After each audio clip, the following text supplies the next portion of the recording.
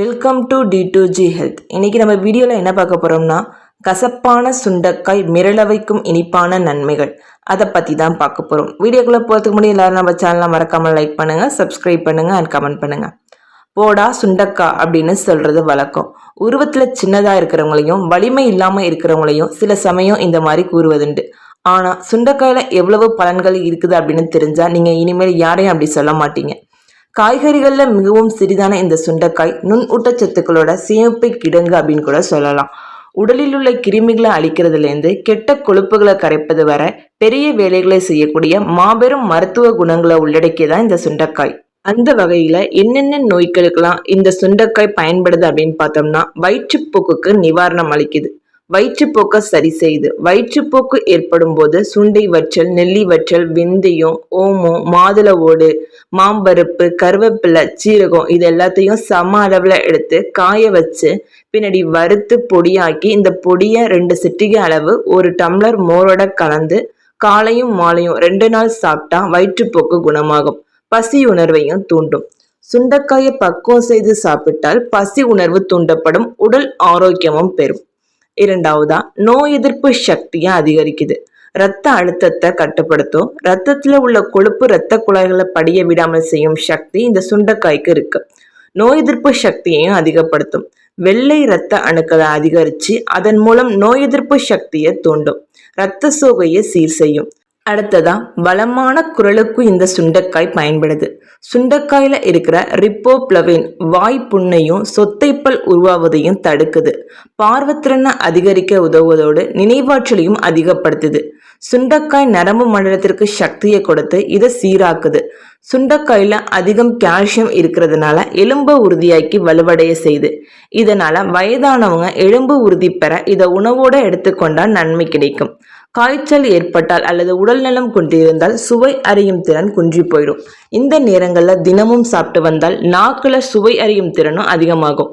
குரல் அடப்பை சரி செய்வதற்கு சுண்டைக்காய் உதவுது.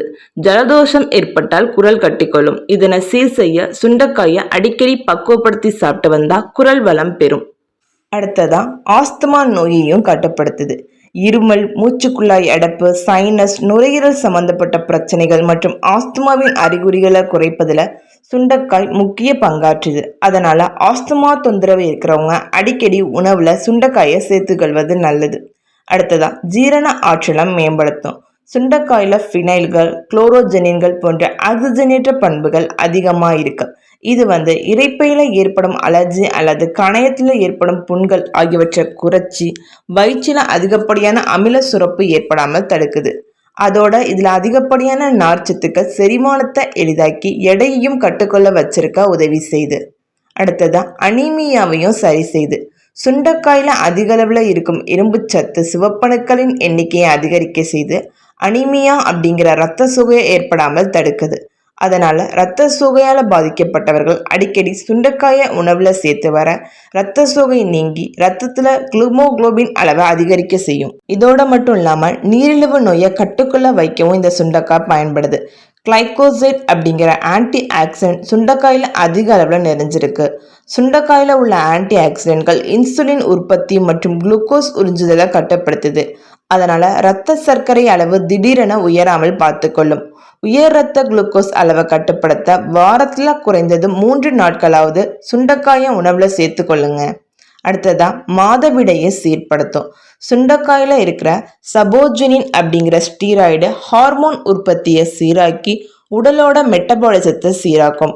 ஹார்மோன் சமநிலையை சரி செய்து ஒழுங்கற்ற மாதவிடாய் பிரச்சனையை சீர் செய்ய உதவி செய்து நீர்க்கட்டி, தைராய்டு உள்ளிட்ட பல்வேறு பிரச்சனைகளால் ஏற்படும் சீரற்ற மாதவிடாய் பிரச்சனையை சரி செய்ய உங்களுடைய தினசரி உணவுல சுண்டைக்காயை சீரா எடுத்துக்கொள்ளுங்க.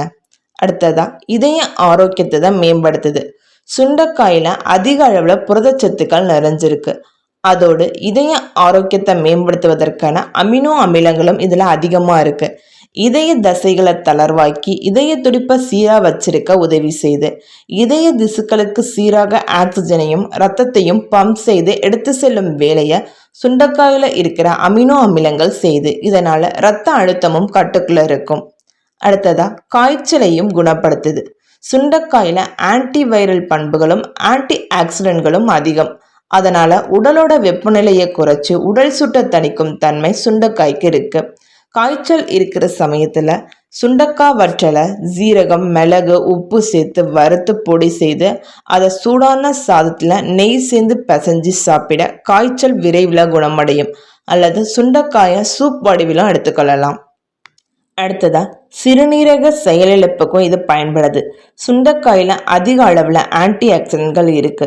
சிறுநீரக கற்கள் போன்ற சிறுநீரக கோளாறுகளை குணப்படுத்தவும் சிறுநீரகத்தின் குளோரோமலூருல் கட்டமைப்பின் அடைப்பை நீக்கவும் இது உதவுது.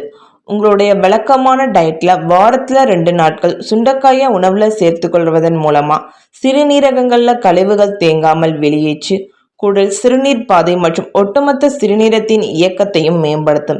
இதனால சிறுநீரக செயலிழப்பு உள்ளிட்ட பிரச்சனைகளையும் தவிர்க்க முடியும். இந்த வீடியோல நீங்க பார்த்துருப்பீங்க இத்தினோண்டு சுண்டைக்காயில இவ்வளோ விஷயங்கள் இருக்குன்னு. முடிந்தளவு வாரத்துல 3 நாளாவது சுண்டைக்காயை உங்க உணவுல சேர்த்துக்கொள்ளுங்க.